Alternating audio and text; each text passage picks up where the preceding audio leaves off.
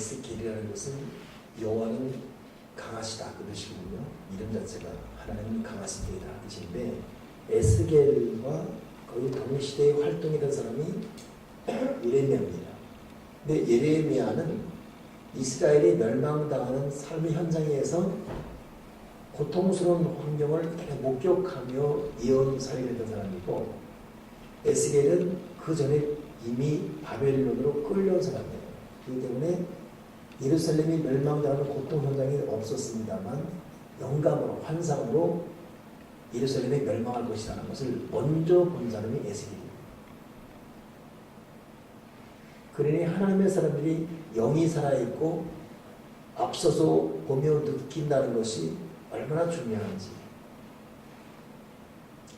에스겔과 예레미야의 사역을 감당하는 상황이 그래도 달랐다는 거예요. 그런데 문제는 에스겔은 몇 년 후에 이 나라가 이렇게 되겠구나 느끼면서 이미 마음이 아파했고 예레미야는 그렇게 될 때 고통했던 사람인데 문제는 예루살렘이 멸망할 때 에스겔 부인이 죽습니다. 그리고 자기 부인이 죽음을 통해 예루살렘이 무너지는 이 특별한 상징을 그대로 받아들이며 자기 부인의 죽음에 대해서 애통할 시간도 없이 곧바로 자기가 수년 전에 했던 예언사에 대한 후속 조치를 해야 했던 사람이 에스겔. 그러니 그런 인간의 슬픔을 슬퍼할 자유도 특권도 없었고 사역자 가는 길이 사실 그런 겁니다. 우리가 사역한다 그러는데 사실 성경에 나오는 사역자들의 그 감정, 느낌과 비교한다면 우리는 사실 아무것도 아니죠. 언제 보면 그래요. 목사님 무슨 숨쉴 시간도 없다. 그 말을 얼마나 여러분 숨 쉴 시간도 없잖아요. 그죠? 사역하면서 먹고 살냐. 참 그래도 이렇게 우리에게는 사역을 맡겨서 여기까지 오게 하는 것도 참 감사한데 그럼에도 가만히 보게 되면 저도 그런 것 같아요. 저도 요즘 교회 사역하고 또 우리 교회에 주어진 이 지역의 어떤 특별한 사역 때문에 일을 감당합니다. 오늘 홈페이지에 그렇게 써놨어요. 제가 요즘 좀 멘붕 사람이에요.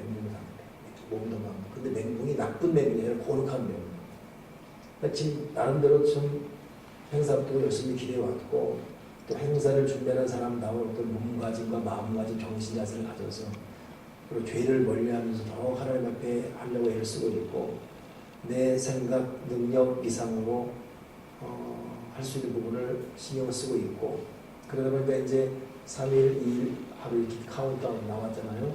이제 지금 더 이상 할 게 없어요. 할 수 있는 것도 없고 지금 하겠습니다. 하나님의 때만을 기다리는 것이죠. 그래서 내가 홈페이지에 고르간 멘붕을 써놨습니다. 그 밥도 오늘 7시 15분에 김밥 한 줄 도록 먹고 오늘 하필이면 또 김경호 씨라고 나왔어요. 가수 알죠? 사랑해 그 뭐지 있잖아요. 그 히든싱어 나는 몰랐는데 유명하더라고. 그래서 여기 와서 벌써 7시부터 MR로 하고 왔는데 야 저 노래 잘하네요. 소리가 세상에 우리 보통 끝까지 올라가요. 이번에 히든싱어 그 사람도 있고 또 그 김지호라는 그 못 보는 형제 그 형제도 있고 그게 있죠. 그 망가진 상태로 김밥 먹고 있는데 오집사가 됐고 이사시키는 것까지 와서 아이고 세계적인 가수를 만나서 반갑습니다. 한소리 박수. 그리고 이제 이제 어디가 올라왔는데 그래서 순간순간 아우 힘들다, 어우 참 바쁘다, 참 숨쉴 시간도 없대 막 그런. 근데 그럼에도 가만히 보게 되고 그럼에도 불구하고 우리가 이렇게 때로는 불평하는 불평, 힘들다는 어떤 호소하지만 성경을 가만히 보게 되면 여러분 오늘 읽은 에스겔도 그렇고 이런 사람들은 세상에 자기 부인이 죽었는데 부인 죽음 앞에 슬퍼할 필요도 없어요. 허락지 않습니다. 그리고 도리어 그것을 에스겔은 이 죽음을 민족이 망한 상징적 죽음을 받아들입니다. 그리고 그 다음 사람 호세아 같은 사람 보세요. 자기 부인이 바람을 펴요. 그리고 아이를 낳는 거예요. 그거에 대해 따질 권한도 안 줍니다. 그리고 데려오라는 거예요. 그리고 하나님, 내가 어떻게 저런 이방인 같은 여인을 데려옵니까? 그런 이유 없어요. 데려오라는 거예요. 데리고 오는 거예요. 참 하나님께 이 선택받은 사람들이 감당할 길이 참 그런 것 같습니다. 저도 여러분도 뭐 그렇게까지는 하나님께서 명령하지 않지만 우리 주어진 범위 내에서 주어진 삶의 맡긴 사역을 잘 감당하시길 바랍니다. 자, 뭐 또 오늘 읽은 부분은 아까 이런 이 에스겔의 베이스가 깔려 있어요. 하나님께서는 이스라엘 백성이 돌아오기를 그렇게 말씀이 기다렸습니다. 오라. 그렇게 많이 기다렸어요. 근데 결국은 돌아오지 않았습니다. 그래서 이들에게 내린 진노, 하나님도 어쩔 수 없이 진노를 했는데 그 진노가 오늘 본문에 쓰여 있는 것입니다. 하나님은 왜 진노했죠? 오늘 본문 보세요. 이 자절 보니까 너는 그에게 이르기를 너는 정결함을 얻지 못한다. 진노의 날에 피를 얻지 못한다. 자, 25절. 선지자들의 반역이 우는 사람같이 음을 삼키고 사람 영을 삼키고 재산과 보물을 탈취하고 과부를 그건데도 많게 하고 율법을 범해버리고 성을 더럽히고 거룩한 것 속된 것 구별하지 않고 부정한 것 정한 것 구별하지 않게 했고 눈을 가리고 안식일을 보지 못하게 했고 한마디로 말하면 부정했다는 거예요. 정결하지 않고 부정해졌다. 그런가 하면 27절에는 고관들은 음식을 삼키는 이익을 얻고 불의한 이익을 얻고 영혼을 멸하고 선자들은 회칠하고 쓸데없는 하나님 허락하지 않은 허탄한 이상 보고 거룩한 복수를 행하고 백성들은 포악하고 강탈을 일삼고 가난하고 궁중한 자 압제하고 나그네를 부담하게 하고 그리고 여기 네 가지 부류 제사장, 고관들, 선지자, 백성 네 부류가 다 타락했어요. 하나님이 이들을 향해 참고 참았지만 도무지 돌이키지 않아요. 생각지 못해서 하나님이 마지막 한 것이 뭐냐면 좋다. 제 선지자도 백성도 고관도 그렇다면 좋다. 그러면 너희들이 돌이킬 생각하지 않으면 내가 너희를 진노할 텐데 너희와 나 사이를 가로막아 진노를 멈추게 할 만한 사람을 내가 찾았는데 오늘 그 말이 있죠. 30절. 여러분 에스겔 22장 3절 중요한 말이에요. 중보자의 자격이죠. 이 땅을 위하여 성을 막으며 성 무너진 데를 막아서서 나로 하여금 멸하지 못하게 할 사람을 내가 그 가운데서 찾다가 찾지 못했으므로 내가 분노를 그들에게 쏟겠다는 것입니다. 이것이 에스겔이 말하는 거죠. 에스겔의 예언은 제사장 타락했고 선지자 타락했고 고관 타락했고 백성 타락했어요. 참지만 돌이키지 않습니다. 그러나 멸망시킬 수는 없어가지고 내 이 멸망시켜야 될 이 진노를 막아서 그 한 사람을 찾는데 그걸 못 찾는 거예요. 찾다가 찾지 못해서 내가 내 진노를 쏟아부어 줘버립니다. 하나님께서는 에스겔을 통해서 결국 이스라엘을 멸망시킨다 이 예언을 주고 계십니다. 그리고 이것이 진실로 이루어졌어요. 그 이루어질 때가 부인이 바로 죽는 그날 그의 이루어집니다. 근데 하나님이 선택한 사람의 이 인생이 지나는 것이 얼마나 고독하겠습니까? 근데 우리는 에스겔을 보게 되면 이렇게 끝나면 되는데 끝난 게 아니라 하나님을 이렇게 멸망시켜버렸어요. 예루살렘 불타게 만들고 북풍이 몰려와서 멸망시키는 환상 보게 하거든요. 근데 그 북풍 가운데 꺼지 않는 불이 있어요. 그 불이 성령입니다. 북풍이 몰려와서 내 이스라엘을 이렇게 멸망시키는데 그럼에도 가만히 보니까 그 북풍 가운데 불이 있습니다. 이 불이 성령이에요. 결국 에스겔은 그 성령을 붙들고 무너진 백성의 그 초토화된 땅에서의 회복을 선언합니다. 그리고 결국 에스겔 통해서 우리가 잘 아는 에스겔 37장 마른 뼈가 일하는 환상, 에스겔 47장 성전에서 물이 흘러나와서 바다가 살고 강이 살고 나무가 살 것이며 어부가 살 것이며 각색 생명이 살 것이며 과일이 많을 것이며 기억나시죠? 갯벌 뭐 이런 일 나오지 않습니까? 그러니까 30장 40장 회복의 역사가 나요. 근데 그것이 무엇이냐? 그 성령이에요. 그 부피 몰려서 이스라엘 백성을 다 망가뜨려 버리는데 그럼에도 저게 뭐야? 꺼지 않는 불, 이 불. 결국 에스겔은 선지자도 타락하고 백성도 타락하고 고관도 타락하고 제사도 타락하고 하나님이 도대체 사람을 찾을 수가 없어요. 깨끗하다는 아무도 없으니까.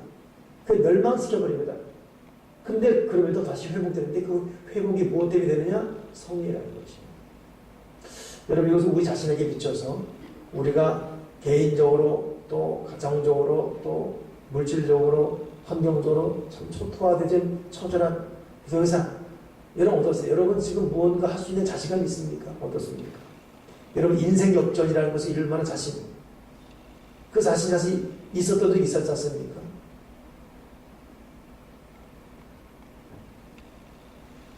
세상에 저는 요즘 이 성환종 리스트 얘기 좀 나누면서 보면서 제가 계속 말씀하고 있죠. 성환종 씨가 잡는데 죽기 전에 세상에 점치러 갔다고 자기 복수가 어떻게 나오는가. 그것도 지관스님이라고 조교사 총원장 그 사람 같이 가서 좀 보고. 그게 참 장로님이 후배된 거예요. 그런데 이 사람이 세상에 있는 동안에 돈으로 보는 건 아니에요. 돈으로. 그래서 기마이 많이 쓴 거죠. 정치인들의 돈을 많이 줬어요. 근데 정치인이 달래서 줬다기보다는 알아서 준 거예요. 큰 돈 하나. 그러니 정치인들이 뭐 썩은 음식물에 팔이 모이듯 꼬인 거예요. 사실. 그리고 뭐 하청업계 거느린 사람이 2만 명이 넘어요. 이 사람이 직장. 대단한 대기업이었잖아요. 재계 순위에 들어서 또 상장 회사에 확 올라가서 그런 사람인데 하청업자 뭔 하청업자 무슨 뭐 애경사에도 A급, B급씩 나와서 100만 원, 200만 이렇게 나간다. 그래서 이번에 검찰이 조사하면서 당신이 200억이 출장하니까 200억의 행복이라는 것이 애경사 돈 내는 거예요. 나를 쓰기 위해 쓴 건 없다. 그렇게 넘어갈 수 있는 게 아니지 않습니까? 결국 그런데 하나님 붙들지 않고 돈으로 모든 걸 다 해결하려고 하다가 망가지고 마지막에는 세상에 점치러 가고 그것도 중앙과서 가고 젊게 20만 원 줄 돈 없어서 내주고 그때 자세히 나오는데 이제 점 보고 이제 돈 내야 20만 원이니까 자기 비싼데 카드로 끌고 오라고 그랬어요. 카드가 왔는데 그 지관스님이 한 말이죠. 갔다 왔는데 카드가 사용 종료입니다. 이런. 그 지관스님이 이번에 또 오늘 또 나와서 밥을 먹는데 짜장면 내줘도 된다는 거죠. 그래서 장로님인데 성령을 의지하잖아요. 거듭남이 없습니다. 돈으로 모든 걸 풀려고 그랬어요. 마지막에 짜장면 하나 살 돈도 없고 마지막 죽기 몇 날 전에는 세상에 전보다가 죽고. 근데 그 점쟁이 한 말이 있잖아요. 뭔가 자신감이 있어 보인다고. 인간의 추측이라고 해서 꽝이에요. 추측이라고 여러분 있어요. 성령 앞에 무릎을 꿇고 나중에 하는 마음을 엎드리고 그냥 주님의 피로서 날 싫어한다고 기도하고 이렇게 꾸준히 말씀으로 내 생각을 다스리고 그냥 계속 기도하면서 성령이 이끌려가야지. 자신감, 난 할 수 있어. I can do. 자신감. 자기 어떤 그 의식화 작업, 자기 어떤 그 세뇌 다 꽝입니다. 그렇게 되는 게 안 돼요. 그리고 우리는 오늘 예배하러 모인 것이고 또 다시 기도해야 되는 것이고 아멘 이십니까? 에스겔은 진실로 오늘 제사장, 고관, 대장 다 무너지는 가운데 하나님의 멸망시키는 가운데도 이 사람이 먹어서 끝났다 하는 가운데도 불이 몰려오는데 불이 꺼지 않고 있어. 저 불이다. 이건 37장 4장에 아주 나옵니다. 여러분 에스겔 37장 바로 직전에 하나님께서 회복의 영으로 성령 회복의 영으로 어떤 말이 있는지 아십니까? 찾아보세요. 에스겔 36장에서 보죠.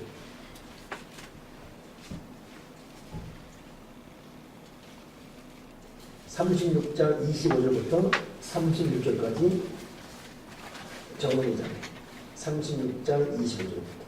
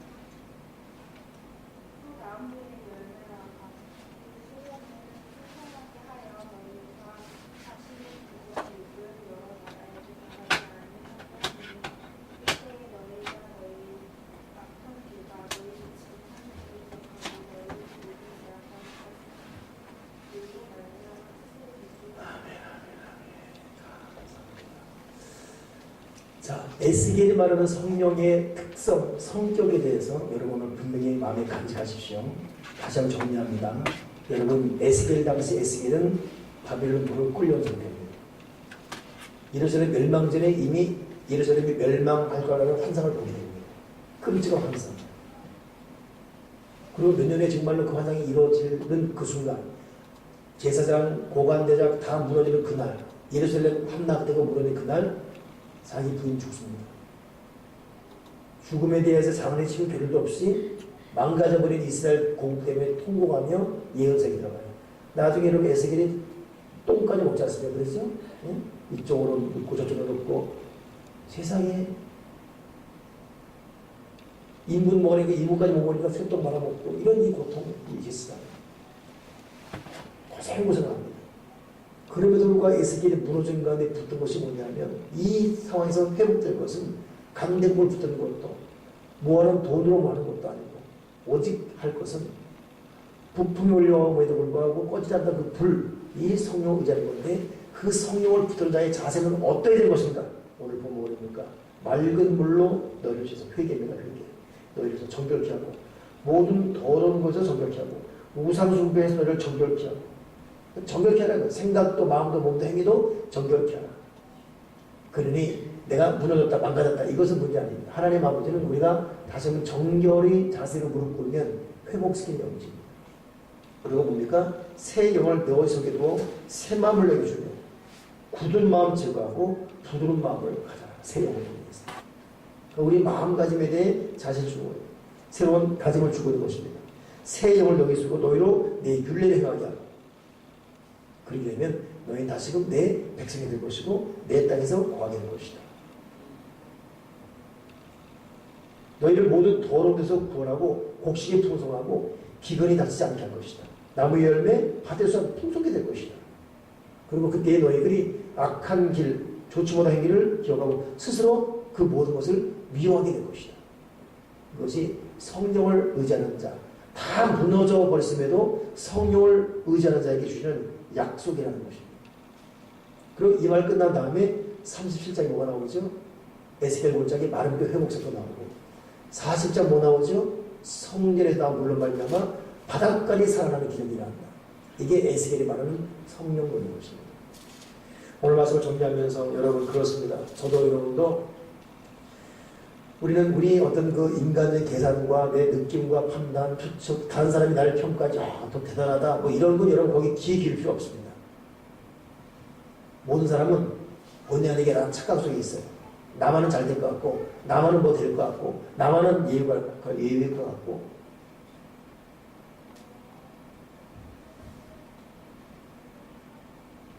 성령이 붙들어져 않는 인생은 아무 의미가 없습니다.